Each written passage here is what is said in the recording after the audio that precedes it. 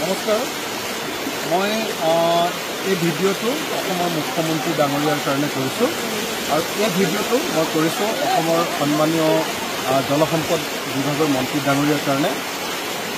মই আছোঁ শিৱসাগৰ বিধানসভা সমষ্টিৰ কোঁৱৰপুৰ পঞ্চায়তৰ এখন কি গাঁও 2 নং গলিয়াঘাট বনগাঁৱত আছোঁ।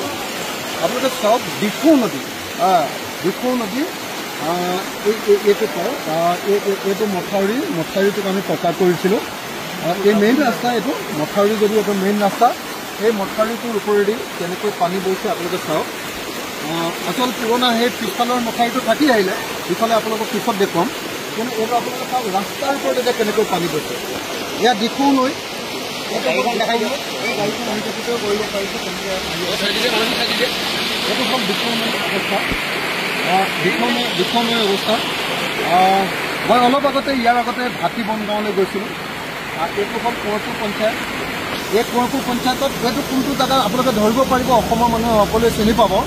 কোঁৱৰপুৰ পঞ্চায়তৰ এই জেগাটোতে আমাৰ প্ৰাক্তন DGP ভাস্কৰজ্যোতি মহন্তৰ ঘৰ। তেওঁলোকৰ সত্ৰখন কি সত্ৰ? বৰখাটপাৰা সত্ৰ ইয়াতে। তাৰপাছত আজানপীৰ দৰগাহলৈ যোৱা ৰাস্তা এইটোৱে। আজানপীৰ দৰগাহলৈ যোৱা ৰাস্তা এইটোৱে।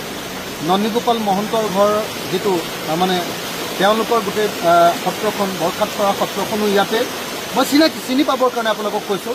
চাওক দিখৌ নদী কেনেকৈ ব্যাপক ৰূপত এনেকৈ ওপৰলৈ উঠিছে, উঠি লৈ কি ভয়ানক পৰিস্থিতিৰ সৃষ্টি কৰিছে। চাওক ইয়াত কৰিবলগীয়া এতিয়া একো নাই, কাৰণ মথাউৰিটো যিহেতু এই পিছফালৰ মথাউৰিটো যিহেতু নিৰ্মাণ কৰা হোৱা নাই।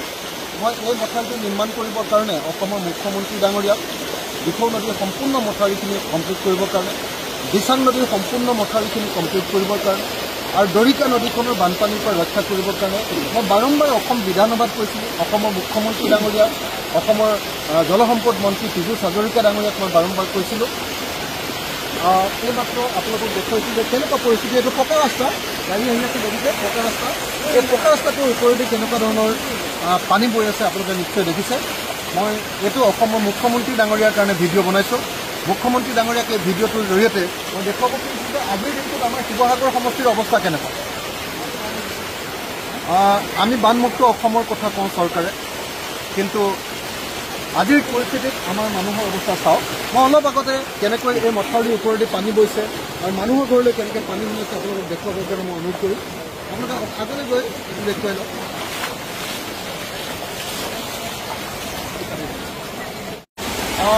মই আকৌ ক'লোঁ, একেটাই কথা কৈ আছিলোঁ যে এয়া হ'ল দিখৌ নদীৰ তালৰূপ। এয়া হ'ল দিখৌ নদীৰ কোঁৱৰপুৰ পঞ্চায়তত বলিয়াঘাটত, হয়নে? বলিয়াঘাটৰ এখন কি গাঁও?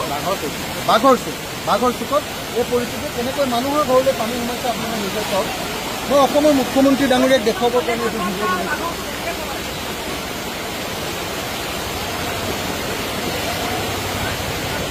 যদি বিৰোধী বিধায়ক বুলি প্ৰয়োজনীয় কামখিনি নকৰে, দিখৌ, দিচাং আৰু দৰিকা, মূলতঃ এই তিনিখন নদীৰ পৰা যদি আমাৰ শিৱসাগৰ সমষ্টিটো আৰু ইফালে জাঁজি নদী আছে, জাঁজি নদীৰ পৰা আৰু ব্ৰহ্মপুত্ৰ নদীটো বাদেই দিছোঁ। সেইটোৰ কাৰণে আমি ৱৰ্ল্ড বেংকৰ এছিয়ান ডেভেলপমেণ্ট বেংকৰ এটা প্ৰজেক্ট ইণ্ট্ৰডিউচ হৈছোঁ। তো যদি এই কামখিনি মিনিমাম কামখিনি কৰি নিদিওঁ, প্ৰথম কথা যে মথাউৰিখিনি সবলভাৱে নিৰ্মাণ কৰা, যিখিনি দুৰ্বল মথাউৰি এইবিলাক মথাউৰি আছিলে কিন্তু দুৰ্বল হৈ গ'ল, এইবিলাক সবলভাৱে ষ্ট্ৰেংথেন কৰা, শক্তিশালী কৰা। 2 নম্বৰ, যিখিনি ঠাইত মথাউৰি নাই সেইখিনি ঠাইত মথাউৰি নিৰ্মাণ কৰি দিয়া। এই দুটা কাম অন্ততঃ প্ৰাথমিক অৱস্থাত কৰিলেও আমি শিৱসাগৰৰ মানুহ অন্ততঃ 80% বাচি যাব পাৰোঁ। 80% মানুহ। আজি শিৱসাগৰ নগৰত পানী উঠিছে। আজি ৰুদ্ৰসাগৰ পঞ্চায়তত এখন গাঁও, ভাটি বনগাঁও, এখনতো খতম হৈ গৈছে মোটামুটি। দিচাংমুখ পঞ্চায়তত পূৰা পানী উঠিছে, কোঁৱৰপুৰ পঞ্চায়তত পানী উঠিছে, শান্তিপুৰ পঞ্চায়তত পানী উঠিছে, নগৰত পানী উঠিছে, দিচাং ঘায়ালি পঞ্চায়তত পূৰা পানী উঠিছে। আপুনি চাওক কেনেকুৱা পৰিস্থিতি, মানুহ ঘৰলৈ কেনেকৈ পানী গৈছে চাওক। সেইটো পৰিয়াল আপোনালোকে চাওক, পৰিয়ালটো কেনেকৈ আছে, সেই পৰিয়ালটো মানুহৰ ঘৰলৈ কেনেকৈ পানী সোমাই গৈছে চাওক। মই এই ভিডিঅ'টো বনাইছোঁ অসমৰ মুখ্যমন্ত্ৰীৰ কাৰণে। বানমুক্ত অসমৰ যদি সঁচাকৈ তৈয়াৰ কৰিব লাগে, আমি মিনিমাম এইখিনি কাম কৰিব লাগে। বিৰোধী বিধায়কৰ সমষ্টি বুলি যদি মথাউৰিকেইটা নিৰ্মাণ নকৰোঁ তেতিয়াহ'লে নহ'ব। ইয়াত বিৰোধী বা চৰকাৰী বিধায়ক এইটো প্ৰশ্ন নাই, মানুহৰ প্ৰশ্ন। জনতাৰ প্ৰশ্ন, ভোটাৰৰ প্ৰশ্ন, অসমৰ জনতাক যদি অসমৰ নাগৰিকক যদি আমি বচাব নোৱাৰোঁ তেতিয়াহ'লে বানমুক্ত অসমৰ কথা কৈ লাভ নাই। মিনিমাম মথাউৰিকেইটা যদি নিৰ্মাণ কৰিব নোৱাৰোঁ বানমুক্ত অসমৰ কথা কৈ লাভ নাই। য'ত মথাউৰি নাই মথাউৰিখিনি যদি বনাব নোৱাৰোঁ তেতিয়াহ'লে বানমুক্ত অসমৰ কথা কৈ লাভ নাই। দৰিকা নদীৰ কথা অসম বিধানসভাত মই 3বাৰ ক'লোঁ। IITয়ে ৰিচাৰ্চ কৰি আছে, তাৰ প্ৰতিবেদন এমাহৰ ভিতৰত প্ৰকাশ পাব। তাৰ পাছত যাতে দৰিকা নদীৰ পৰা সম্পূৰ্ণৰূপে অসমৰ শিৱসাগৰৰ মানুহক বচাবৰ কাৰণে ব্যৱস্থা কৰে তাৰ কাৰণে অসমৰ মুখ্যমন্ত্ৰীক মই এই ভিডিঅ'ৰ জৰিয়তে অনুৰোধ জনাইছোঁ। সেইটো আপোনালোকে নিজে চাই লওক। আজিৰ দিনটোত এই মুহূৰ্তত আজি কেই তাৰিখ? আজি 2 জুলাই।